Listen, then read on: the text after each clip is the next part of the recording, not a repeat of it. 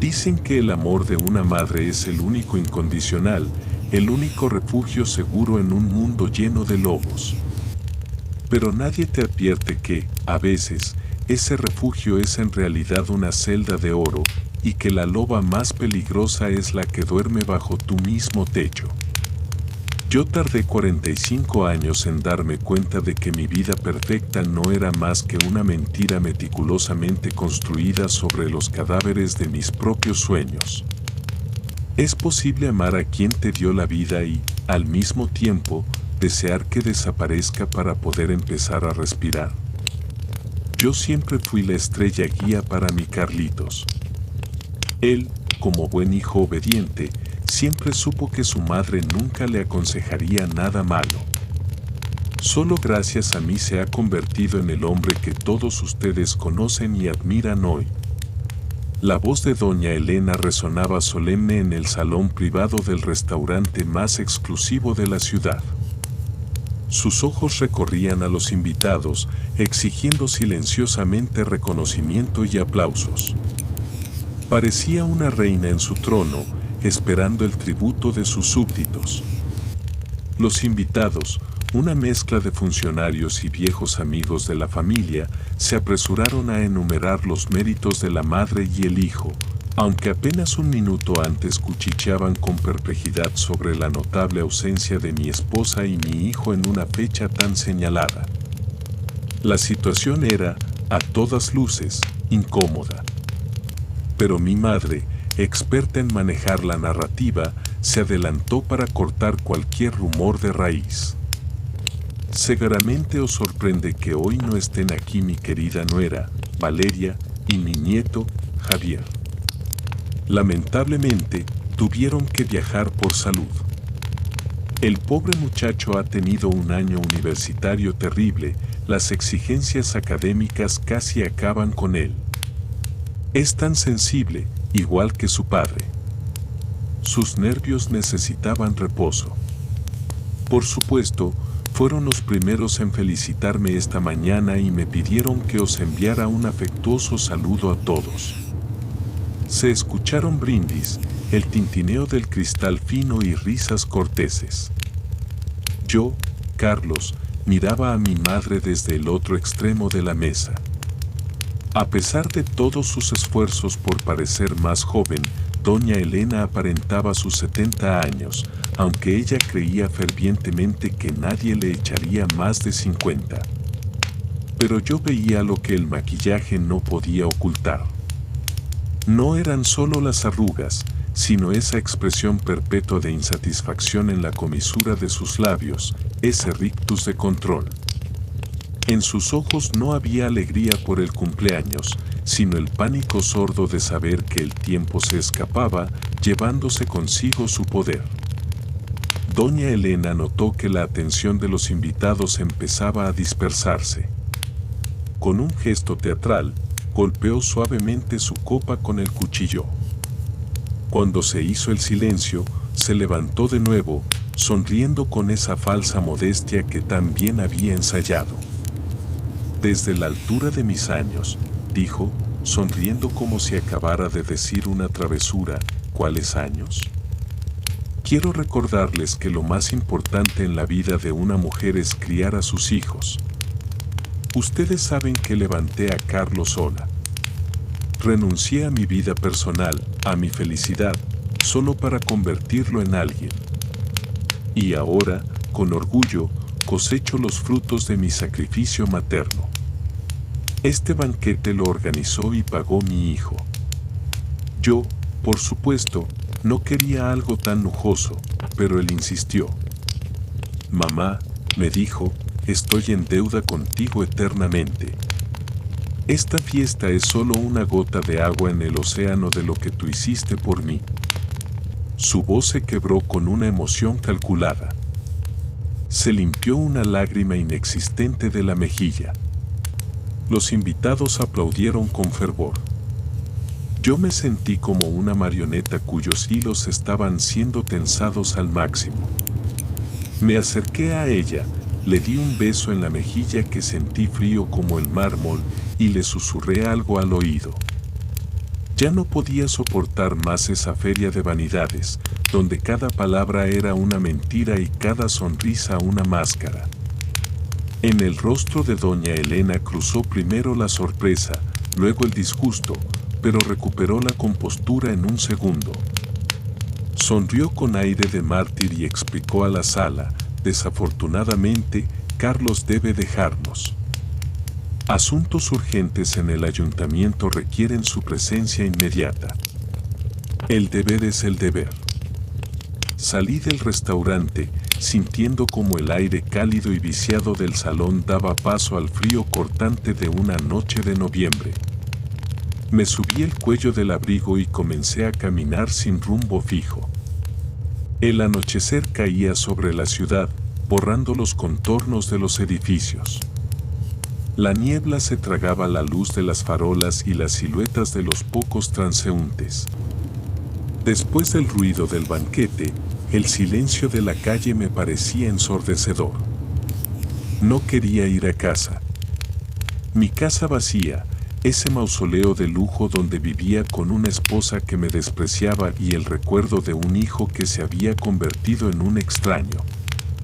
Para el mundo, yo, Carlos, era el dueño de la vida, un alto cargo en el ayuntamiento, yerno del influyente don Miguel, con una esposa trofeo y un hijo estudiando en las mejores universidades. Pero todo era fachada.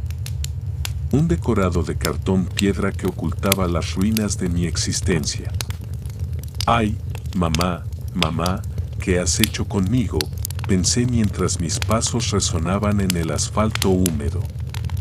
¿Por qué, a mis 45 años, sigo teniendo miedo de desobedecerte? ¿Sigo temiendo decepcionarte? ¿Estoy condenado a ser el niño bueno hasta el día de mi muerte o de la tuya? Un pensamiento oscuro y fugaz cruzó mi mente, la esperanza de que, tras su muerte, llegaría mi libertad. Me avergoncé al instante. ¿Cómo podía desear la muerte de quien me lo había dado todo? Pero los recuerdos de la infancia me asaltaron como una jauría de perros. Recordé cuando tenía 5 años. Si dejaba los juguetes tirados, ella se llevaba la mano al corazón y se tumbaba en el sofá gimiendo: ¿quieres quedarte sin madre y acabar en un orfanato? Y yo, aterrorizado, lloraba y prometía ser perfecto. Sacrifiqué todo por ti, pero veo que fue en vano, repetía cansada cuando sacaba un 8 en lugar de un 10. Ella elegía mis amigos, mi ropa, mis aficiones.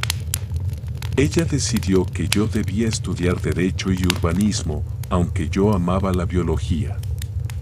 Ella diseñó mi carrera para que encajara en el puesto que quedaría vacante en la administración donde ella trabajaba como secretaria.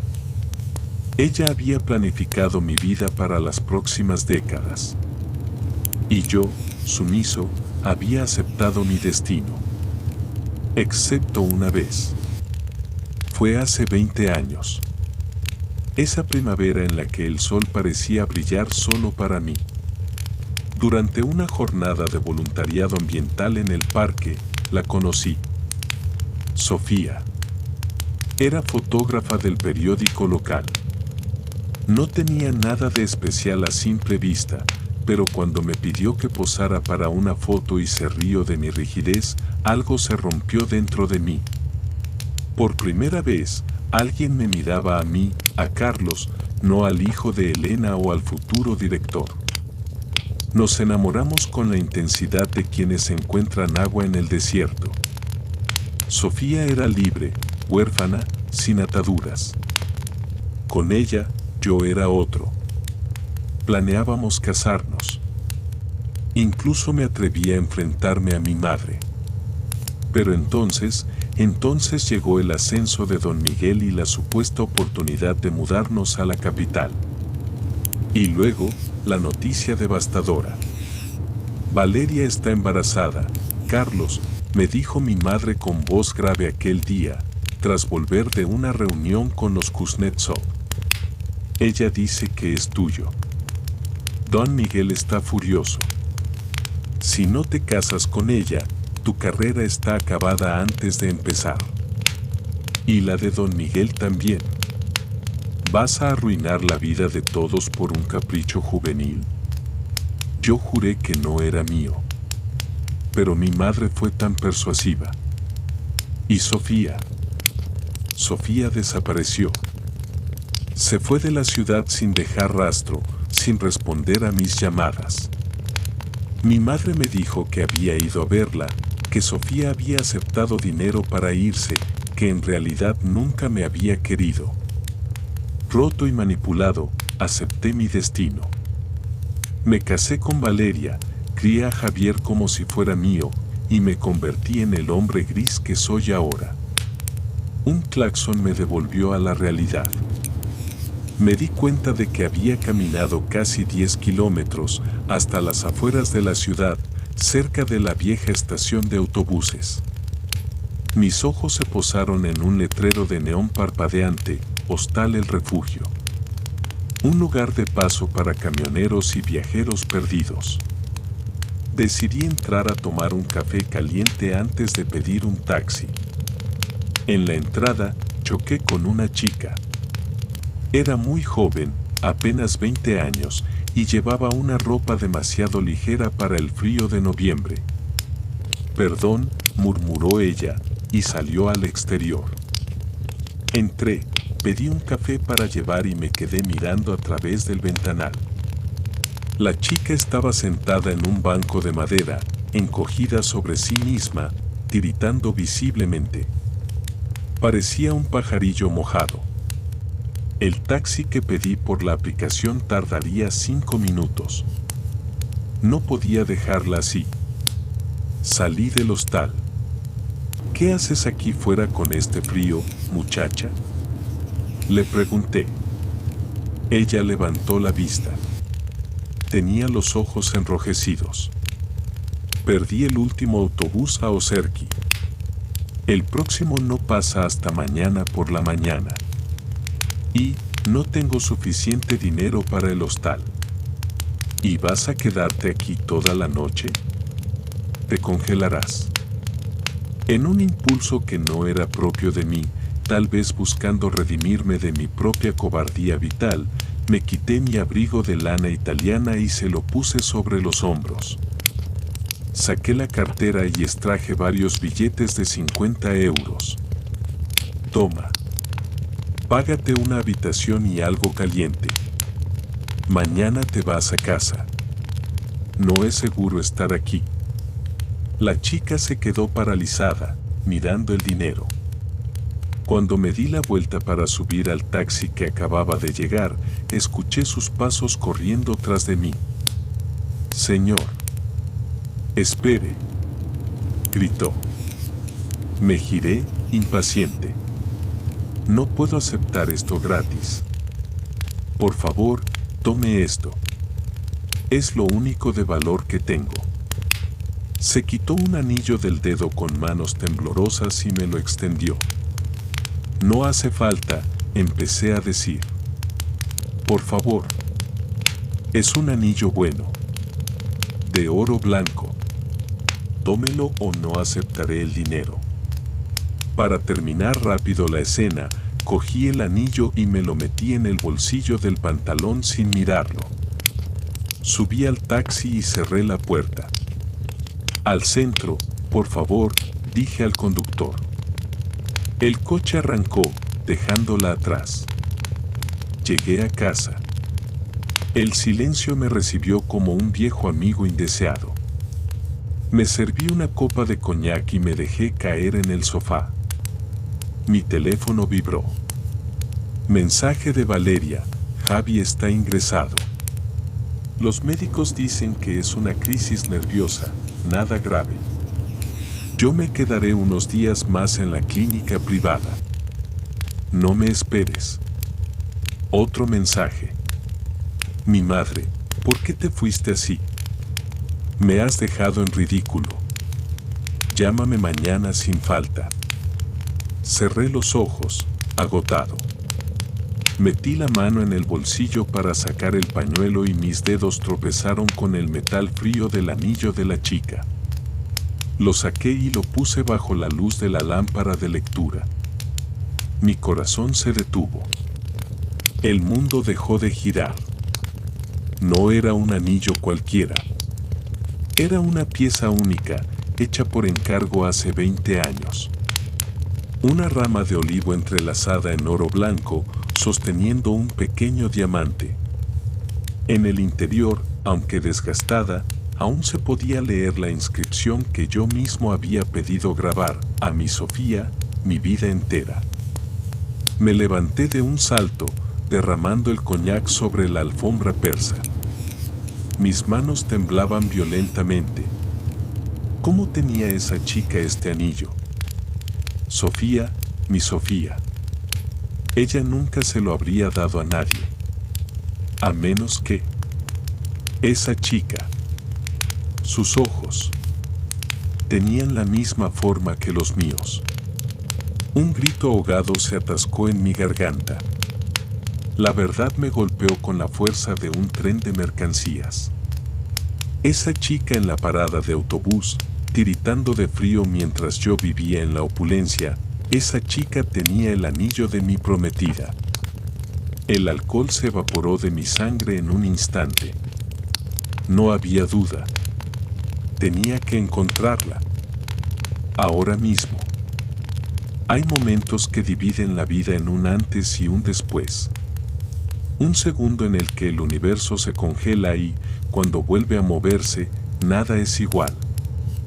Para mí, ese momento fue sostener aquel anillo bajo la luz de la lámpara. El alcohol se evaporó de mi sangre al instante, reemplazado por una adrenalina fría y aguda. No era solo un anillo. Era la llave de una celda en la que había vivido prisionero durante 20 años sin saberlo. Me vestí con movimientos mecánicos, rápidos. Bajé al garaje, ignorando la hora.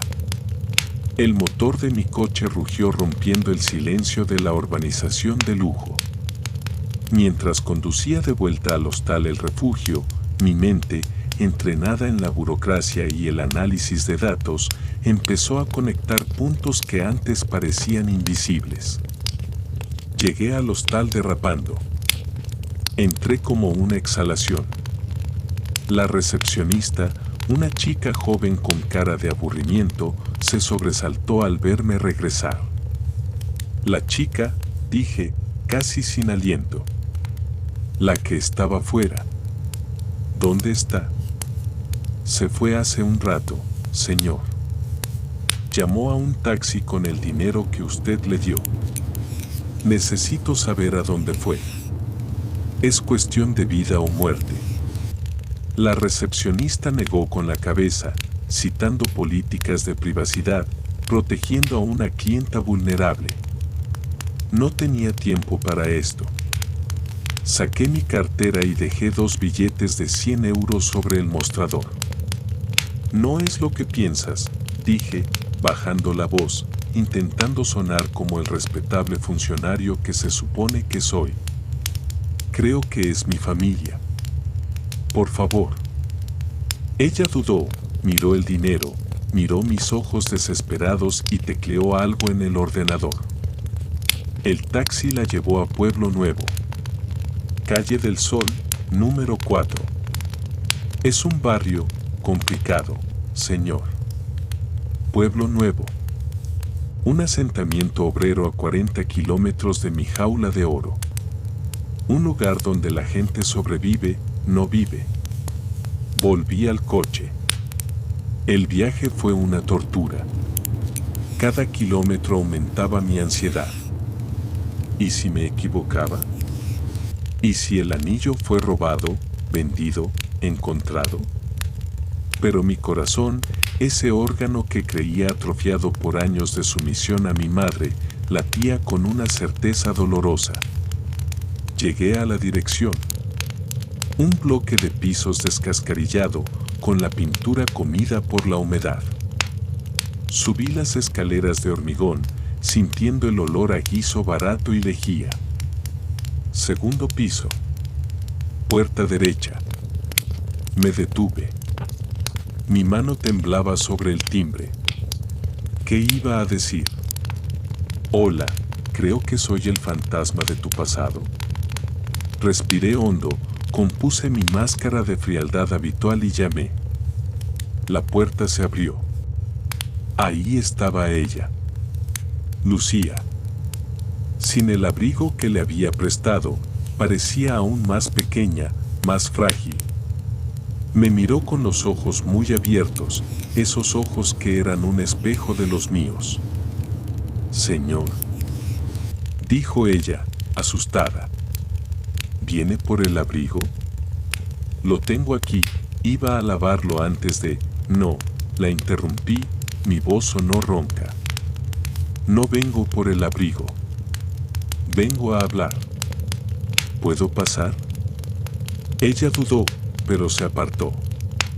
El apartamento era minúsculo, pobre, pero estaba limpio. En la pared del fondo, iluminada por una vela, había una foto enmarcada. Me acerqué como un imán. Era ella. Sofía. Mi Sofía. En la foto reía bajo un sol de verano, sosteniendo de la mano a una niña pequeña. ¿Es tu madre?, pregunté, sintiendo un nudo en la garganta. Sí, respondió Lucía con tristeza. Murió hace 2 meses. El mundo se inclinó. Murió. Sofía estaba muerta. La esperanza de volver a verla, esa pequeña llama que ni siquiera sabía que guardaba, se apagó violentamente. ¿Cómo?, logré preguntar. Un accidente. Un conductor borracho la atropelló cuando volvía del trabajo. Se dio a la fuga. Murió en la ambulancia. Sentí una ira volcánica nacer en mi estómago. Sofía había muerto sola, trabajando duro, mientras yo brindaba con champán en fiestas estúpidas. Me giré hacia Lucía. Tenía que hacer la pregunta que lo cambiaría todo. Lucía, perdona la indiscreción. ¿Cuántos años tienes? O mejor, ¿cuándo naciste? Ella me dijo la fecha. Hice el cálculo mentalmente. Rápido. Brutal. La fecha encajaba perfectamente.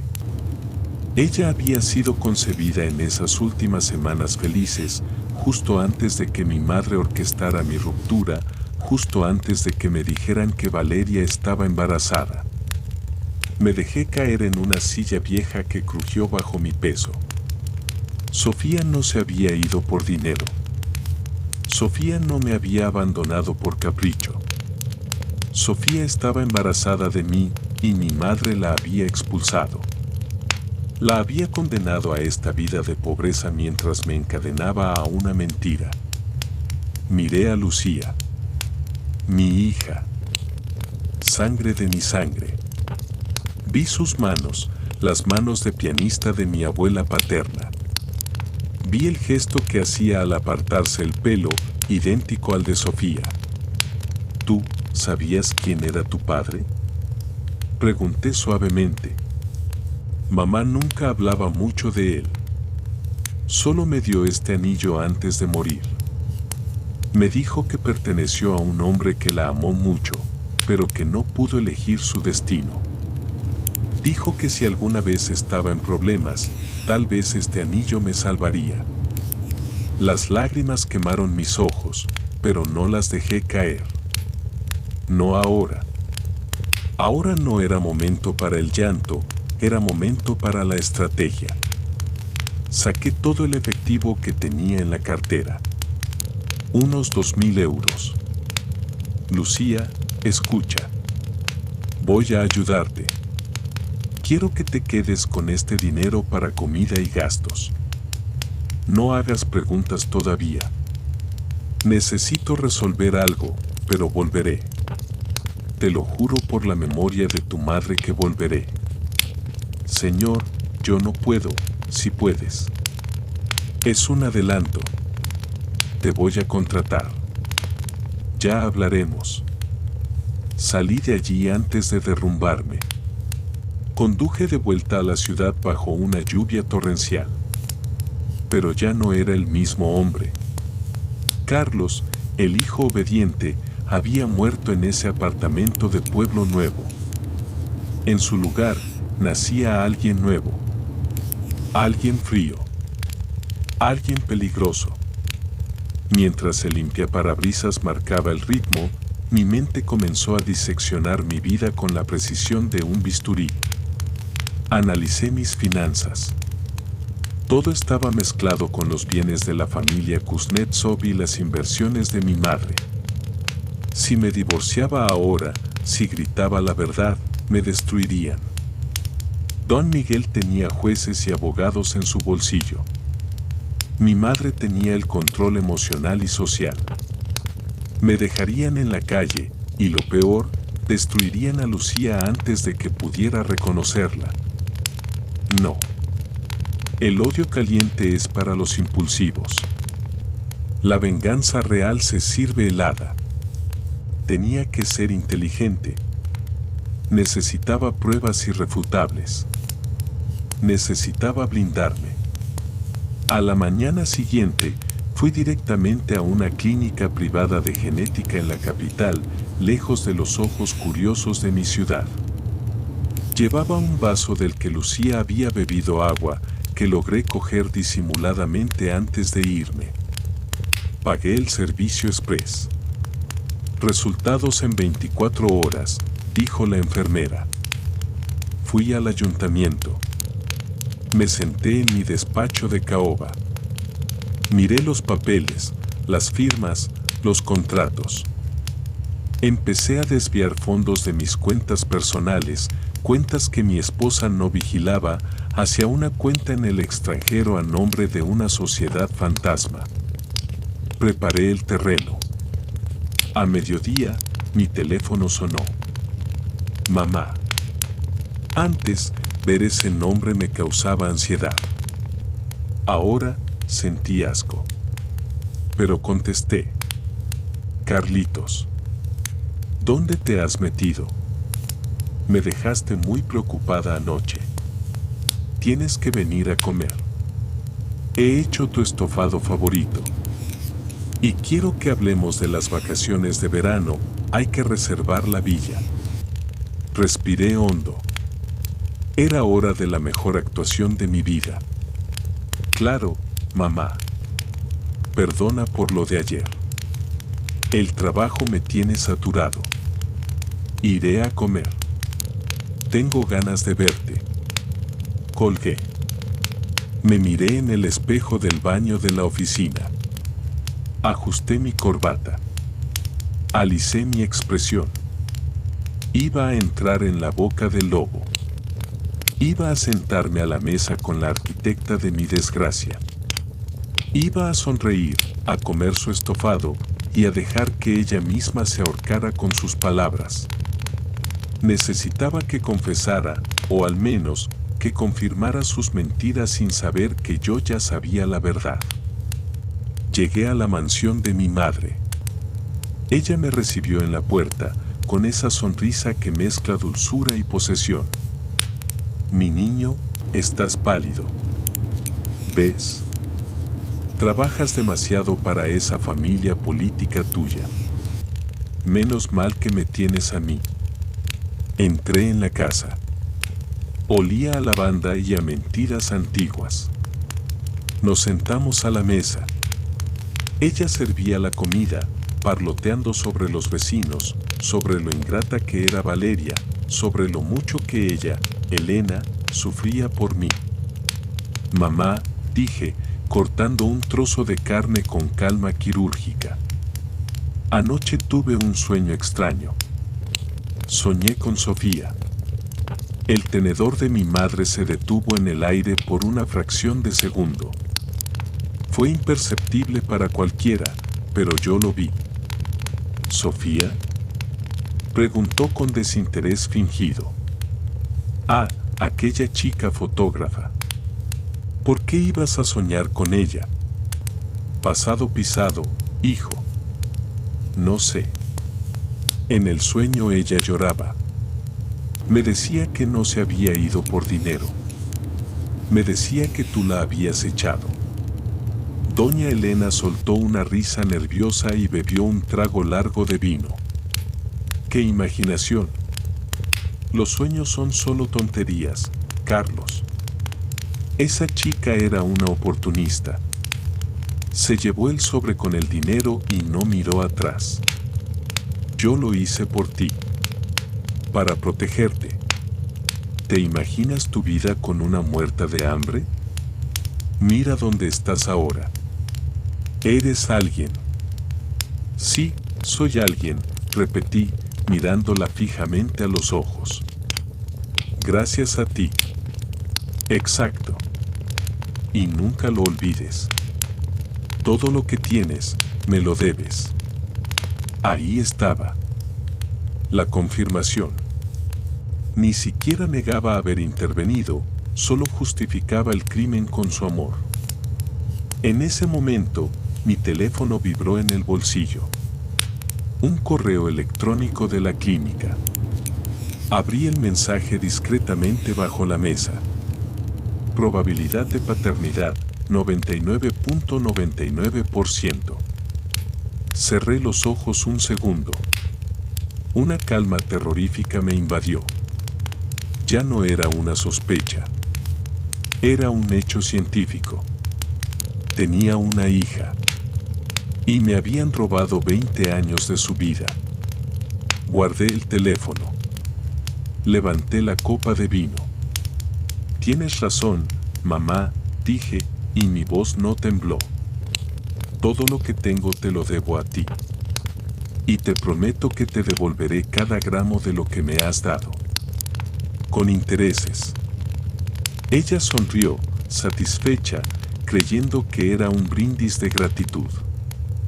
No tenía ni idea de que acababa de brindar por su propia destrucción. La fase de duelo había terminado. La fase de cacería acababa de comenzar. Dicen que la venganza es un plato que se sirve frío, pero nadie te explica lo difícil que es mantener la sangre helada cuando duermes cada noche junto al enemigo. Nadie te cuenta el esfuerzo sobrehumano que requiere sonreír a la mujer que te desprecia, besar la mejilla de la madre que te vendió y estrechar la mano del suegro que te utiliza como testaferro. Durante las siguientes semanas me convertí en el mejor actor de España. Mi vida se transformó en una partida de ajedrez donde un solo movimiento en falso significaría perderlo todo, mi libertad, mi dinero y, lo más importante, a mi hija Lucía. Regresé a la rutina como si nada hubiera pasado.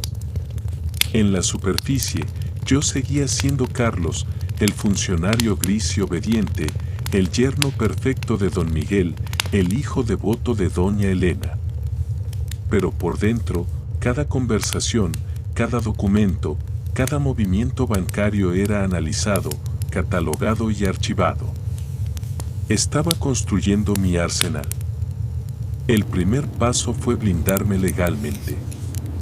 Sabía que enfrentarme al clan de los Kuznetsov, de los García Montenegro como les gustaba hacerse llamar aquí, era un suicidio si no tenía un escudo. Necesitaba un abogado. Pero no uno cualquiera. No podía acudir a los bufetes prestigiosos de la ciudad, todos comían de la mano de mi suegro. Necesitaba un tiburón solitario, alguien con hambre y sin miedo.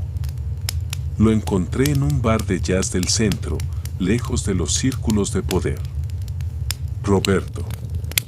Un tipo desaliñado, con manchas de café en la camisa, pero con una mente brillante que había sido expulsada de los grandes despachos por ser demasiado honesto o demasiado cínico, aún no lo sabía. ¿Te quieres divorciar de la hija de don Miguel?, preguntó Roberto, riendo mientras encendía un cigarrillo barato. Amigo, eso no es un divorcio. Eso es una declaración de guerra nuclear. Te van a triturar. Te quitarán la casa, el coche y hasta las ganas de vivir. No, si yo disparo primero, le respondí, poniendo sobre la mesa el sobre con la prueba de ADN de Lucía y un pendrive. Aquí hay suficiente información para meter a mi suegro en la cárcel por prevaricación y tráfico de influencias en la recalificación de los terrenos del Parque Natural. Y aquí, señalé el ADN, está la prueba de que mi matrimonio se basó en un fraude. Roberto miró los documentos. Su sonrisa cínica desapareció. Se inclinó hacia adelante y vi en sus ojos el brillo de la batalla. Bien. Esto cambia las cosas. Pero no es suficiente. Si usas la carta de la corrupción, te hundes con ellos porque tú firmaste esos papeles. Necesitamos demostrar que actuaste bajo coacción o engaño. Y sobre tu madre, necesitamos pruebas de que ella orquestó todo. Sin eso, el juez te verá como un marido infiel que abandona a su familia por una chica joven que acaba de aparecer. Tenía razón. Necesitaba más. Necesitaba que ellos mismos se delataran. La oportunidad llegó de la mano de mi propia madre. Doña Elena me llamó un martes, con esa voz melosa que usaba cuando quería dinero. Carlitos, el techo de la casa de campo necesita reparaciones. Y sabes que quiero cambiar los muebles del salón. Son tan antiguos. Claro, mamá. Pásate por mi despacho en casa este fin de semana y te daré un cheque. El fin de semana, mientras Valeria seguía de viaje en su clínica de reposo, que todos sabíamos que era un retiro con su amante de turno, mi madre vino a casa. La dejé instalada en el salón con un té y subí a mi despacho. Pero no fui a por el talonario. Fui a la caja fuerte donde guardaba las copias de las llaves de su casa. Mamá, tengo que salir un momento a una urgencia del ayuntamiento. Espérame aquí, vuelvo en 1 hora. No tardes, hijo. Y no te olvides del cheque. Conduje hasta su casa como un ladrón en la noche. Mi corazón martillaba contra mis costillas. Entrar en la casa de mi madre sin su permiso se sentía como una profanación, un tabú inculcado desde la infancia. Pero la imagen de Lucía, viviendo en la pobreza mientras esta mujer cambiaba muebles por capricho, me dio fuerzas. Fui directo a su santuario, un secretero antiguo en su dormitorio donde guardaba sus tesoros. Cartas, fotos, recuerdos. Empecé a rebuscar. Al principio, solo encontré lo habitual, facturas, recortes de periódicos sobre mis ascensos, fotos mías de niño. Pero yo buscaba algo específico. Mi madre era una mujer meticulosa, no tiraba nada que pudiera servirle de ventaja en el futuro. Guardaba secretos como otros guardan joyas. Y entonces, lo encontré. En el fondo de un cajón, bajo una pila de pañuelos bordados, había una vieja libreta de contabilidad y una caja de metal oxidada. Abrí la libreta. Era un registro de gastos de hace 20 años. Mis ojos recorrieron las columnas hasta detenerse en una fecha, junio del año 2004. Pago AS, 5.000 euros. Finiquito del problema. S. Sofía. 5.000 euros. Ese fue el precio que mi madre puso a mi felicidad y a la vida de mi hija. 5.000 miserables euros para comprar su silencio y su desaparición. Pero había más. En la caja de metal había cartas. Cartas sin abrir. Para Carlos. Reconocí la letra inmediatamente. Eran de Sofía. Mis manos temblaban tanto que casi se me caen. Abrí una. Carlos, mi amor. No entiendo por qué no respondes. Tu madre vino a verme. Dice que vas a casarte con esa chica rica, que ella está embarazada. No quiero creerlo, pero tu silencio me mata. Yo también tengo una noticia, estoy esperando un bebé. Nuestro bebé. Si me amas, búscame. Estaré en casa de mi tía hasta el viernes. Por favor. Las lágrimas rodaron por mis mejillas, calientes y amargas. Ella me había escrito. Ella me había esperado. Y mi madre había interceptado las cartas. No solo me había mentido, había robado mi correspondencia, había secuestrado mi destino. Saqué el móvil y fotografié cada página de la libreta, cada sobrecerrado, cada carta. Luego, dejé todo exactamente como estaba. No podía llevarme los originales aún. Si ella notaba que faltaban, se pondría en guardia. Salí de la casa con el alma en carne viva, pero con la mente más clara que nunca. Ya no era una sospecha. Tenía la prueba material de su crueldad.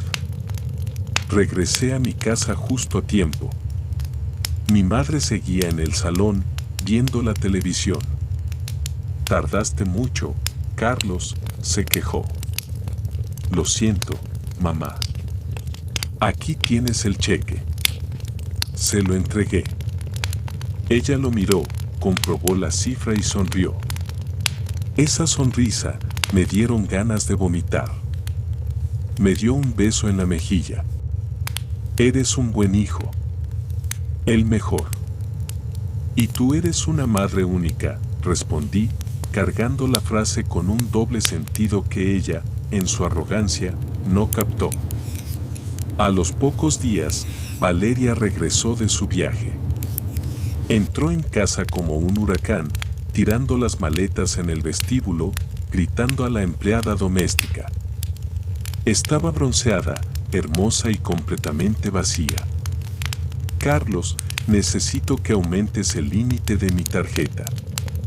Me he comprado unas cosas divinas en Milán y creo que me he excedido un poco.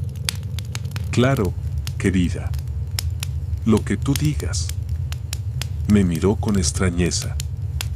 Normalmente, yo habría protestado, habría pedido explicaciones sobre sus gastos o sobre por qué no había llamado en una semana.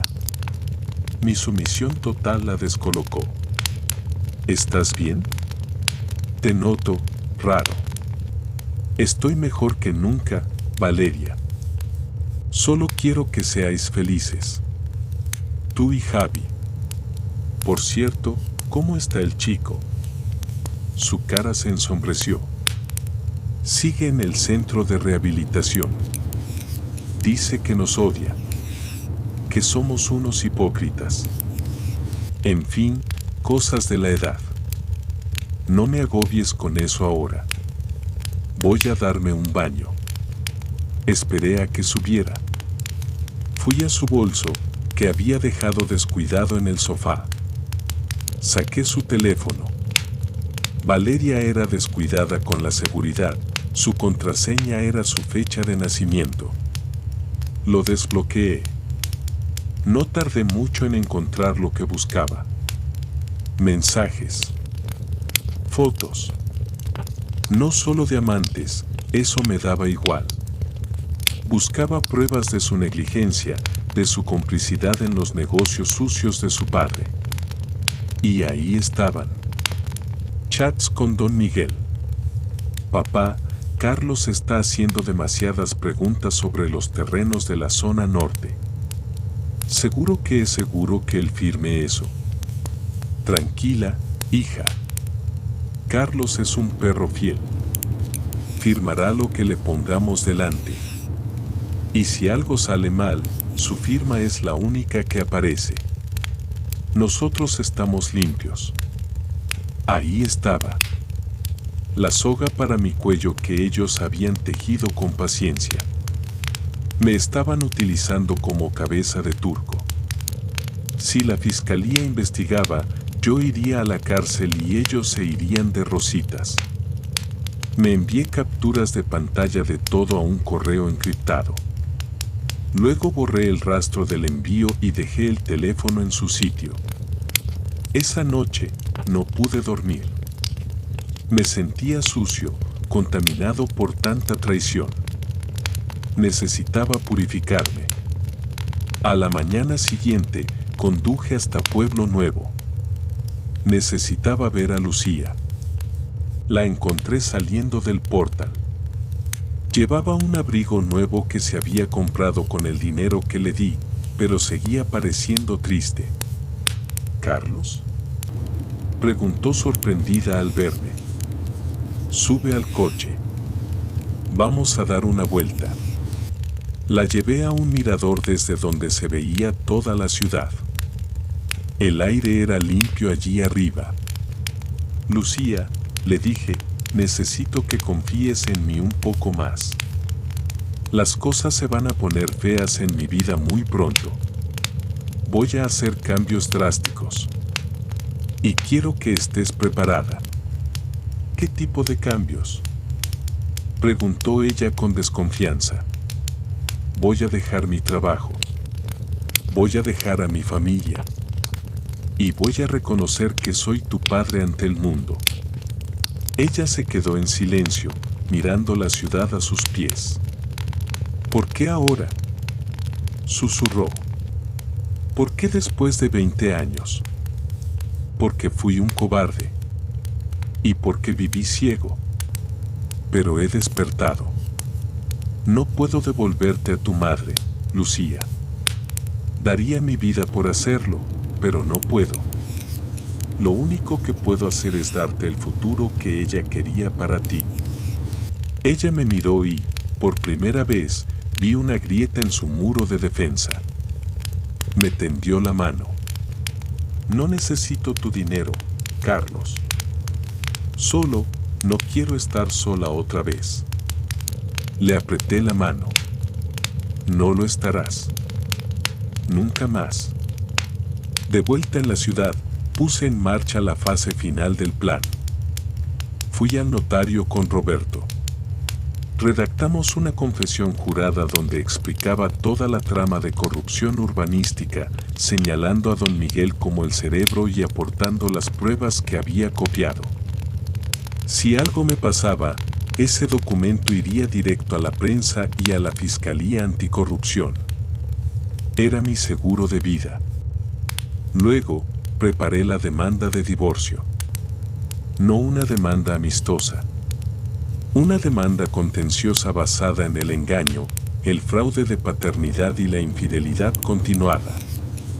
Roberto me advirtió, en el momento en que presentes esto, te echarán de casa. Te bloquearán las cuentas conjuntas.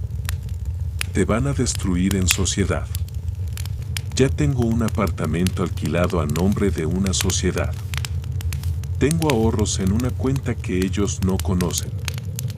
Y sobre la sociedad, me importa un bledo lo que piensen esos hipócritas. Que arda Troya. Estaba listo. Pero faltaba el golpe de gracia. Quería que supieran que yo lo sabía todo. Quería ver sus caras cuando el castillo de naipes se derrumbara. La oportunidad perfecta se presentó sola. Don Miguel convocó una cena familiar obligatoria en su mansión para celebrar su inminente nombramiento en un cargo del ministerio. Estarían todos, doña Elena, Valeria, Javi, que le habían dado permiso de fin de semana, y la plana mayor del partido. Es perfecto, le dije a Roberto por teléfono. Lo haré allí. Delante de todos. Estás loco, Carlos. Eso es una escena de película, no una estrategia legal. Exacto. Ellos han convertido mi vida en un teatro durante 20 años. Es justo que yo escriba el final de la obra. Llegó la noche de la cena. Me puse mi mejor traje. Me miré al espejo. Ya no veía al hombre cansado y derrotado. Veía a un verdugo. Guardé en el bolsillo interior de la chaqueta 3 sobres. Uno para mi madre, uno para Valeria y uno para don Miguel. Bajé las escaleras. Valeria me esperaba en el vestíbulo, vestida de gala. ¿Me queda bien este collar?, preguntó, sin mirarme. Es nuevo. Te queda perfecto, respondí. Disfrútalo. Es el último que compras con mi dinero. ¿Qué has dicho?, se giró, confundida. Que llegamos tarde. Vamos. Subimos al coche. El silencio era denso. Mientras conducía hacia la mansión de los García Montenegro, sentí una paz extraña. La paz del soldado antes de la carga final. La trampa estaba lista. El cepo estaba abierto. Solo faltaba que las ratas mordieran el queso. La mansión de los García Montenegro brillaba como un diamante en la oscuridad de la noche. Candelabros de cristal, camareros de guante blanco sirviendo champán francés y la élite de la ciudad reunida para celebrar el ascenso de don Miguel. Todo era perfecto. Todo era una mentira. Me senté a la mesa principal, a la derecha de mi suegro, el lugar de honor reservado para el hijo predilecto. A mi lado, Valeria retocaba su maquillaje, aburrida. Enfrente, mi madre, doña Elena, sonreía a los invitados con esa arrogancia de quien se cree intocable. Y en el extremo, Javier, mi hijo, no, el hijo de Valeria, miraba su copa con la mirada vacía de quien ha perdido el rumbo. Don Miguel se levantó, golpeando su copa con una cucharilla de plata. El silencio se hizo al instante. Queridos amigos, familia, comenzó, con esa voz de barítono que había ganado tantas elecciones. Hoy no solo celebramos mi nombramiento en el ministerio. Celebramos la familia. Porque, ¿qué es un hombre sin un legado? Miro a mi hija, a mi nieto y sobre todo a mi yerno, Carlos. Él es el pilar de nuestra rectitud, la firma que garantiza nuestra honestidad. Hubo aplausos educados. Mi madre me lanzó un beso al aire, radiante. Era el momento. Me levanté despacio. Don Miguel me sonrió, esperando un brindis de agradecimiento, una oda a su grandeza. Gracias, don Miguel, dije. Mi voz sonó tranquila, pero amplificada por el silencio de la sala, retumbó como un trueno lejano. Tienes razón. La familia y la honestidad lo son todo. Y precisamente por eso, creo que esta noche es el momento perfecto para poner las cartas sobre la mesa. Metí la mano en mi chaqueta y saqué 3 sobres gruesos de color crema. Los dejé caer sobre el mantel de hilo blanco. El sonido seco del papel golpeando la mesa fue como un disparo. ¿Qué es esto, Carlos?, preguntó Valeria, frunciendo el ceño. ¿Un regalo sorpresa? Algo así, respondí, sin mirarla. Mamá, este es para ti. Deslicé el primer sobre hacia doña Elena. Ella lo tomó con una risita nerviosa. Ay, hijo, siempre tan detallista. Abrió el sobre. Sacó las fotos de la libreta de contabilidad y las copias de las cartas robadas de Sofía. Vi cómo el color desaparecía de su rostro. Su sonrisa se congeló y luego se desmoronó, transformándose en una mueca de terror puro. Sus manos empezaron a temblar tan violentamente que las cartas cayeron sobre su plato de porcelana. Pago a Sofía, 5.000 euros. Finiquito del problema, leí en voz alta, para que los comensales cercanos lo escucharan. Eso es lo que valía mi felicidad para ti, ¿verdad, mamá? 5.000 euros y 20 años de mentiras. Robaste sus cartas. Me hiciste creer que me había abandonado. Pero ella estaba embarazada y tú la echaste a la calle. Cállate, chilló ella, poniéndose de pie. No sabes lo que dices. Estás borracho. No, madre. Por primera vez en mi vida, estoy completamente sobrio. La sala entera contenía la respiración. Don Miguel intentó intervenir. Carlos, siéntate ahora mismo. Hablaremos de esto en privado. No he terminado, Miguel, le corté, omitiendo el don por primera vez. Valeria, este es el tuyo. Lancé el segundo sobre. Valeria lo abrió con furia. Sacó el documento con el sello del laboratorio genético y la demanda de divorcio. ¿Qué significa esto?, susurró, leyendo la prueba de ADN. Significa que Javier no es mi hijo. Y tú lo sabías. Todos vosotros lo sabíais. Me casasteis con ella para tapar el escándalo de una niña rica embarazada de algún desconocido, y usasteis mi lealtad para criar a un niño que no lleva mi sangre. Javier levantó la cabeza de golpe. Sus ojos iban de mí a su madre. ¿Mamá?, preguntó con voz quebrada. ¿De qué está hablando?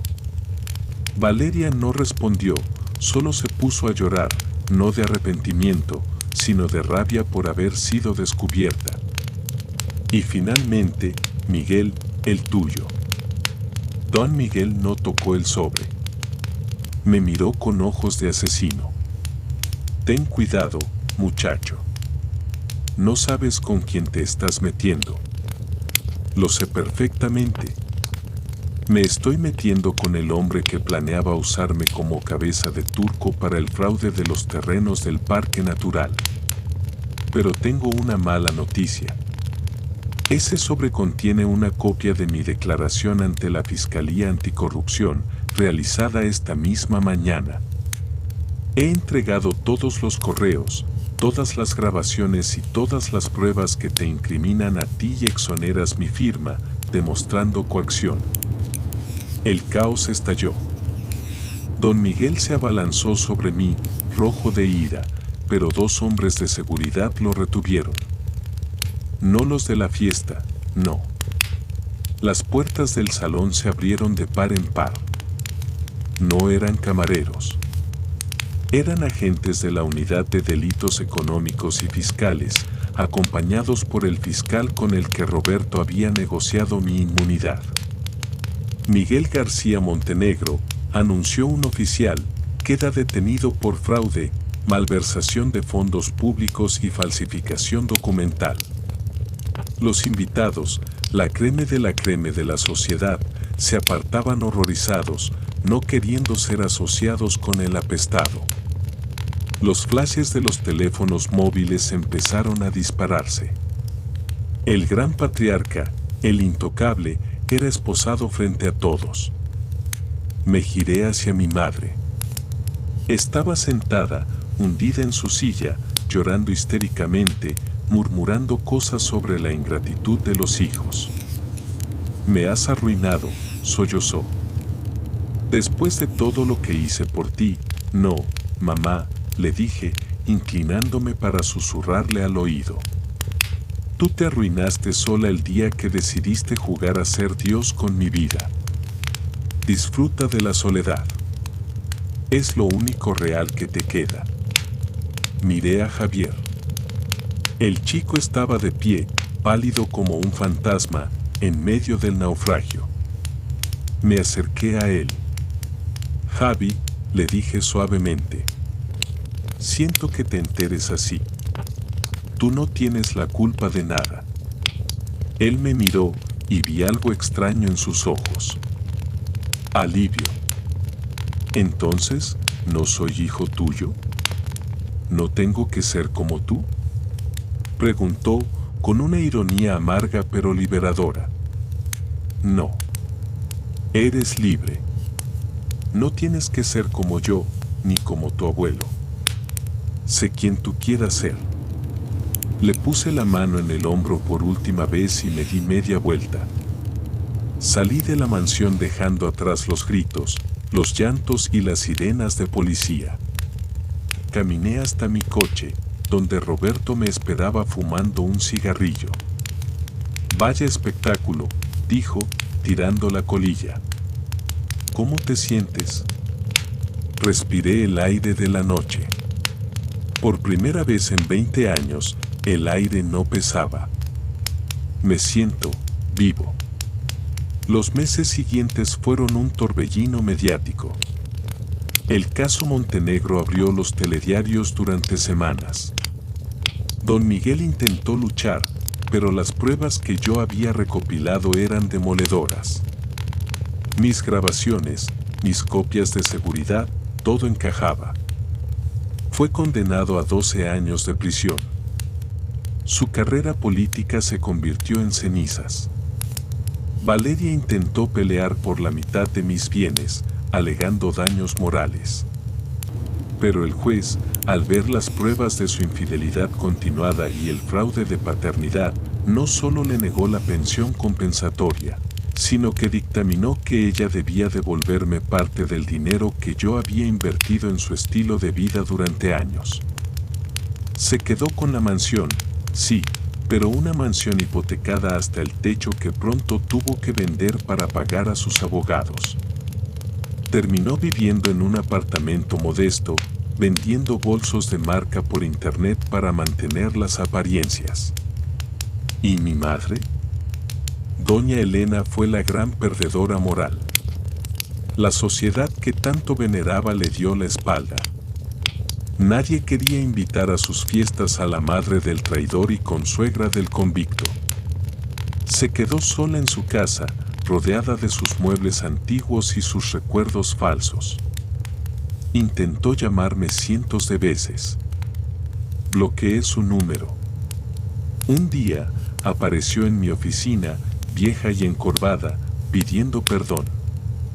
Solo quiero ver a mi hijo, dijo, llorando. Tu hijo murió hace años, señora, le respondí desde el otro lado del torno de seguridad. Yo soy el padre de Lucía. Y usted no tiene nietas. Javier fue el único con el que mantuve contacto. El chico, liberado de la presión de ser el heredero de una dinastía corrupta, dejó la carrera de Derecho y se fue a estudiar música a Berlín. Me envió una carta meses después, gracias por explotar la bomba. Me salvaste la vida. Yo me mudé a un ático luminoso en el centro.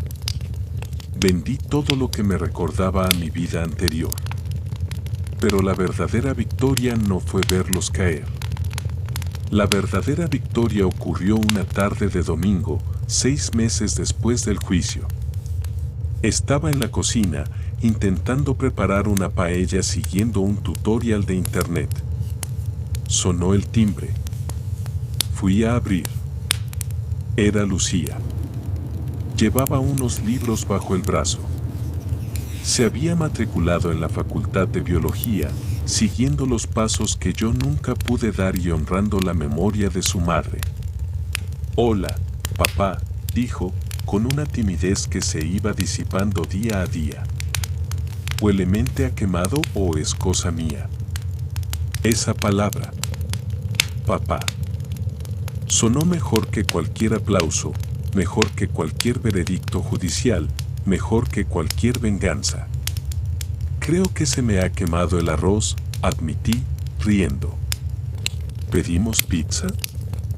Pedimos pizza, sonrió ella. Tenía la sonrisa de Sofía. Nos sentamos en la terraza, comiendo pizza y mirando el atardecer sobre los tejados de Madrid. Le conté historias de su madre. Historias reales, no las mentiras que me habían obligado a creer. Le hablé de cómo nos conocimos, de cómo reía, de cómo amaba la lluvia. Lucía me escuchaba con avidez, recuperando la mitad de su historia que le había sido robada. ¿Sabes?, me dijo ella de repente. Mamá nunca te odió. Siempre me dijo que eras un hombre bueno atrapado en un lugar malo. Se me hizo un nudo en la garganta. Espero llegar a ser el hombre que ella creía que era. Miré mi mano. Ya no llevaba la alianza de oro pesado de mi matrimonio con Valeria. En mi dedo meñique llevaba el anillo de Sofía, el que Lucía me había devuelto para que lo guardara hasta que ella se casara. Había perdido 20 años. Había perdido al amor de mi vida. Pero había salvado lo que quedaba de ella. Había salvado a Lucía. Y al hacerlo, me había salvado a mí mismo. La venganza había sido necesaria para limpiar el camino. Pero el renacimiento era esto.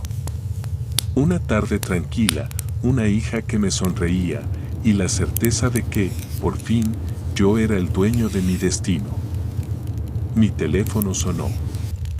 Era una oferta de trabajo de una ONG medioambiental. Buscaban un director jurídico para proteger zonas verdes. Pagaban la mitad de lo que ganaba en el ayuntamiento. Miré a Lucía. ¿Qué te parece si nos vamos a vivir cerca del mar?, le pregunté. Sus ojos se iluminaron. Me parece perfecto.